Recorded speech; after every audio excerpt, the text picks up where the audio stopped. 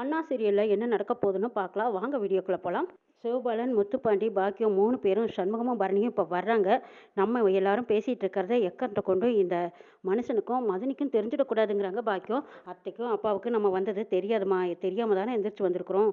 நீ அமைதியா இரு, ஒன்றும் புலம்பாதீங்கிறாங்க முத்துப்பாண்டி. இல்லடா பாண்டி, இவங்க 2 பேர்த்தையும் வச்சுக்கிட்டு நம்மளால எந்த விஷயத்தையும் பேச முடியல. இப்போ பாரு, சுதந்திரமா ஏதாவது பேசுறதுக்கு இருக்குதா? இவங்களுக்கு தெரிஞ்சிடுமேன்னு நம்ம குசு குசுன்னு பேச வேண்டியதா இருக்குது. இதுக்கெல்லாம் இருக்கிற வரைக்கும் நம்மளுக்கு நிம்மதியே இல்லைங்கிறாங்க பாக்கியம். அப்போ கரெக்டாக சண்முகமும் பரணியும் வந்துடுறாங்க. அவங்க வண்டி சத்தம் கேட்டதுமே சவுந்தரபாண்டி எழுந்திரிச்சு உட்காராங்க. என்னது அந்த வெறும்பைய வண்டி சத்தம் மட்டுமே கேட்குது, ஒருவேளை இந்த நேரத்தில் நம்ம வீட்டுக்கு வந்திருப்பானா அப்படின்னு சொல்லிட்டு சவுந்தரபாண்டி வெளியில் வராங்க.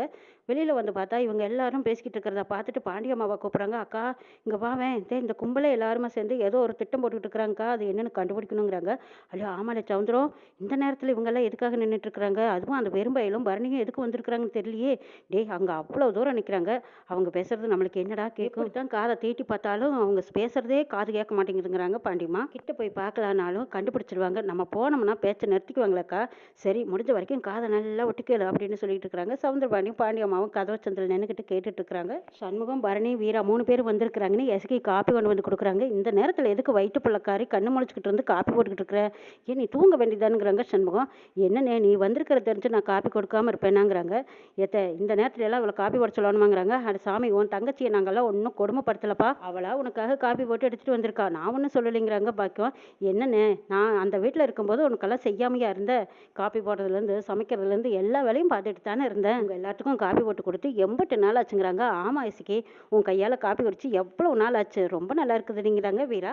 சமூகம் அதெல்லாம் கிடக்கட்டும். ஆமாம், நடுச்சாமத்தில் எங்ககிட்ட நீங்கள் என்ன பேசணும்னு வர சொன்னேன், என்ன விஷயமா வந்திருக்கிறீன்னு கேட்குறாங்க பாக்கியம். அத்தை, இந்த கேஸை நாமளே நடத்துறதுன்னு ஆகிப்போச்சு, எல்லா விதத்துலையும் நாமளும் யோசித்து கண்டுபிடிச்சி வைக்கணுமல்ல, அதுக்காகத்தான் நான் கூப்பிட்டேங்கிறாங்க. என்ன கண்டுபிடிக்க போறேன்னு முத்துப்பாண்டி கேட்குறாங்க.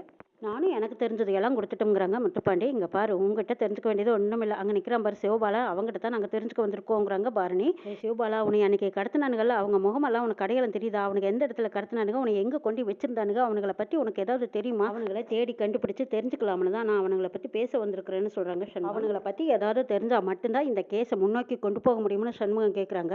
அதெல்லாம் எனக்கு 4 பேர்த்தையும் நல்லாவே அடையாளம் தெரியுமே, போதைப் பொருளோட சாப்பிட்டுட்டு நீ கடத்திக்கிட்டு போய் உளறிக்கிட்டெல்லாம் இருந்தானுங்க, அவனுக்கு இருக்கிற இடம் எனக்கு நல்லா தெரியுங்கிறாங்க சிவபாலன். இருக்கிற இடம் தான் எனக்கு நல்லாவே தெரியுமே, தேடி பிடிச்சோம்னா கண்டுபிடிச்சிடலான்னு சிவபாலன் உறுதியாக சொன்னதும் சரி, அவனுங்களை தேடுற வழியை பார்க்கலான்னு சொல்லிட்டு இருக்கும்போது பரணி அந்த பக்கமாக சவுந்தரபாண்டியும் பாண்டியம்மாவும் நின்று பேசி கேட்டுட்டு இருக்கிறத பார்த்துடுறாங்க. சண்முகம், அங்கே பாரு, கதவுக்கு பக்கத்தில் அப்பாவும் அத்தையும் ஒட்டு கேட்டுட்டு இருக்கிறாங்கிறாங்க. சரி சரி, அப்போ அவளுக்கு கேட்குற மாதிரி ஒரு விஷயத்தை நீ சொல்ல வேண்டியதை சொல்லணும்னு நினச்சியெல்லாம் சொல்லிருங்கிறாங்க. பரணி சத்தம் போட்டு சொல்கிறாங்க, இதை பாருங்க, எக்காரணத்தை கொண்டு நம்ம பேசுகிற விஷயம் யாருக்குமே தெரியக்கூடாது, முக்கியமாக அப்பாவுக்கும் அத்தைக்கும் தெரியவே கூடாதுங்கிறாங்க.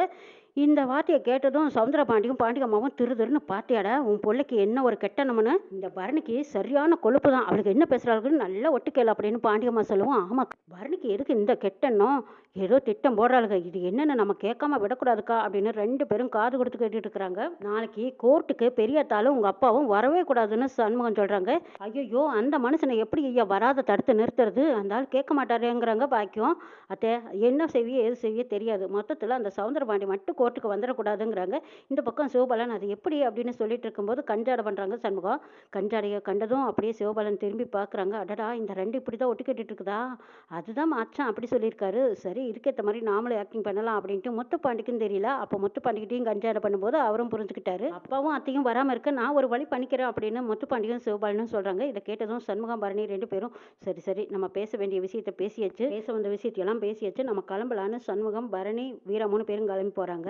இந்த பக்கமாக சவுந்தரபாண்டியும் பாண்டியம்மாவும் பேசிக்கிறாங்க. இதை பாருடா சவுந்தரம், நாளைக்கு காலையில் என்ன ஆனாலும் சரி, ஏதோ ஒரு வேலை இருக்குதுன்னு சொல்லிட்டு கோர்ட்டில் போய் நேரமே முன்னாடி போயிடணுங்கிறாங்க. ஆமாக்கா, என்ன திட்டம் போட்டாலும் சரி, அங்கே போய் இவன் குட்டு வெளுத்துருமல்ல, இவன் வாதாடுறதை நாமளும் பார்க்கணுங்க்கா, கை கொட்டி சிரிக்கணும், இவன் கோர்ட்டுக்குள்ளே அசிங்கப்பட்டு நிற்கிறத நம்ம கண்குளிர பார்க்கணுங்கிறாங்க பாண்டியம்மா. ஆமாக்கா, அதுக்கு தானே நம்ம நேரமே போகணும்னு சொல்கிறேன், சரிக்கா தூங்கிடாத, நேரமே கிளம்பிடுங்கிறாங்க. ஆமாலே சவுந்தரம், நீ சொன்னாலும் நான் ரெடியாக தாண்டா இருப்பேன் அப்படின்னு சொல்லிட்டு போகிறாங்க பாண்டியம்மா.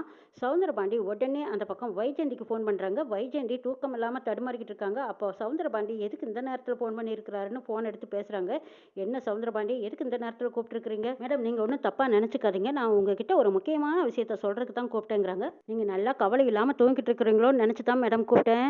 என் வீட்டில் என்னெல்லாம் நடக்குது தெரியுமா? என் பையன், மருமக, என் பொண்டாட்டி, அந்த ஒத்த ஓட்டு சிவபாலன் இவங்க எல்லாருமா சேர்ந்துக்கிட்டாங்க. அந்த பக்கம் அந்த வெறும்பயிலும் அவன் பொண்டாட்டி, அப்புறம் இந்த வீரா இருக்கா பாருங்க, எஸ்ஐ போஸ்ட்டில் சுற்றிக்கிட்டு இருக்காளே இந்த வீரா, இவளும் சேர்ந்து எல்லாருமா என்னமோ குச்சு குச்சு குச்சு குச்சுன்னு பேசிக்கிட்டே இருக்கிறாங்க.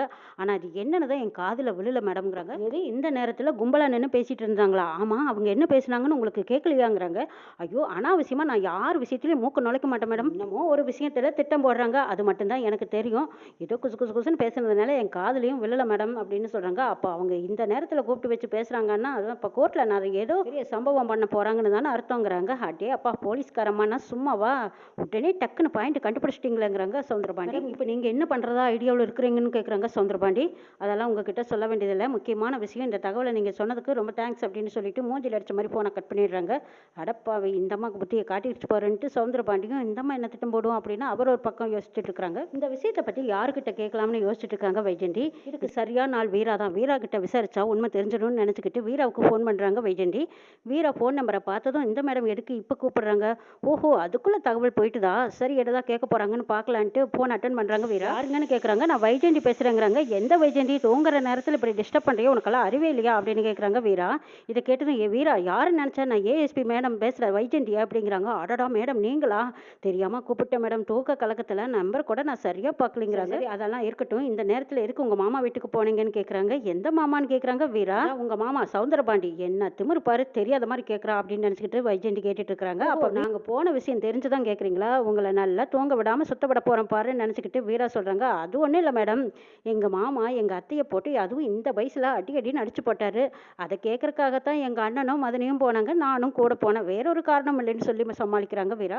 இதுக்காக தான் போனீங்களா? வேற எந்த விஷயம் இல்லையான்னு கேட்குறாங்க வைஜெயந்தி. வீரா கொஞ்சம் நேரம் பேசாமல் இருக்காங்க. வீரா, நான் கேட்டுட்டு இருக்கிறேன், என்ன பேசாமல் இருக்கீங்கிறாங்க. மேடம் அப்படியே கண்ணை சுற்றிக்கிட்டு உறக்கமாக வருது, எனக்கு தூக்கம் வருது மேடம், எது பேசுறதா இருந்தாலும் காலையில் பேசிக்கலாம் அப்படின்ட்டு ஃபோனை கட் பண்ணுறாங்க வீரா. சே, இவகிட்ட பேசியும் எந்த உண்மையுமே தெரிஞ்சுக்க முடியலையே, என்ன காரணங்கிறது உண்மையை சொல்ல மாட்டேங்கிறான்னு நினச்சிக்கிட்டு வைஜெயந்தி உடனே சரி முத்துப்பாண்டிக்கு ஃபோன் அடிச்சு கேட்கலாம் அப்படின்னு முத்துப்பாண்டிக்கு ஃபோன் பண்ணுறாங்க. முத்துப்பாண்டி ஃபோன் நம்பரை பார்த்ததும் ஓஹோ, தகவல் போனதும் உடனே எனக்கு கால் வருதா அப்படின்ட்டு, என்ன மேடம் இந்த நேரத்தில் கூப்பிட்டுருக்கிறீங்க, ஏதாவது கலவரமா மேடம்ங்கிறாங்க. அதெல்லாம் ஒன்றும் இல்லை, ஒரு தகவல் தெரிஞ்சுக்கிறதுக்காக தான் நான் ஃபோன் பண்ணேங்கிறாங்க வைஜெயந்தி. சண்முகமும் அவங்க ஒய்ஃபும் இந்த நேரத்தில் உங்கள் வீட்டுக்கு வந்தாங்களாமா, எதுக்கு வந்திருக்கிறாங்கன்னு கேட்குறாங்க. ஓஹோ, எங்களை விடவே நீங்கள் பயங்கர ஸ்பீடாக தான் இருக்கிறீங்களா? சரி இருங்க, உங்களுக்கு சரியான பதில் சொல்கிறேன்னு சொல்லிட்டு முத்துப்பாண்டி சொல்கிறாங்க. அதுவா மேடம், பர்சனல் விஷயம். அதாவது என் ஒய்ஃபு வயிற்று வலியில் துடிச்சாங்க, என் தங்கச்சி டாக்டர் ஆச்சா, அதனால அவளை தான் நான் வர சொன்னேன். அவளுக்கு கூட துணைக்கு சண்முகம் வந்தாங்க, பார்த்தாங்க, ஊசியை போட்டுட்டு அவங்க கிளம்பிட்டாங்க மேடம். இப்போ தூங்குற நேரம், நான் கொஞ்சம் ஃபோனை வச்சுட்டு தூங்கட்டுமாங்கிறாங்க. சரி சரி ஃபோனை வைங்கிறாங்க வைஜெயந்தி. சே, ஒரு அதிகாரின்னு கூட மதிக்க மாட்டேங்கிறானுங்க. இவனுக்கு ஃபோன் பண்ணி இவங்ககிட்டையும் எந்த விஷயமும் தெரிஞ்சுக்க முடியல. இப்படி புலம்பிக்கிட்டு இருக்கும்போது கௌதம் சொல்கிறாங்க, இங்கே பாருமா, மணி 1 மணி ஆக போகுது, நீங்கள் புலம்பாதீங்க, பேசாமல் போய் படுங்கங்கிறாங்க.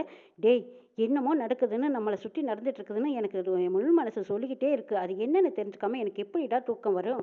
அது என்னங்கிறத நம்ம யார்கிட்ட கேட்டு தெரிஞ்சுக்கணும்னு என் மனசு அளவாயிடுங்கிறாங்க. இருங்கம்மா வரேன்னு கௌதம் போய் தூக்க மாத்திரை எடுத்துகிட்டு வந்து வைஜெயந்திக்கு மாத்திரையை கொடுக்குறாங்க. இதை போட்டுட்டு நீங்கள் போய் நிம்மதியாக தூங்குங்க, வெடியால் பேசிக்கலான்னு சொல்லி தூங்க வைக்கிறாங்க. இங்கே வெடிச்சதும் முத்துப்பாண்டி, கான்ஸ்டபிள், வீரா இவங்க எல்லாருமா சேர்ந்து கௌதமோட ஃப்ரெண்ட்ஸுங்களை துரத்தி துரத்தி பிடிச்சிட்டு இருக்கிறாங்க.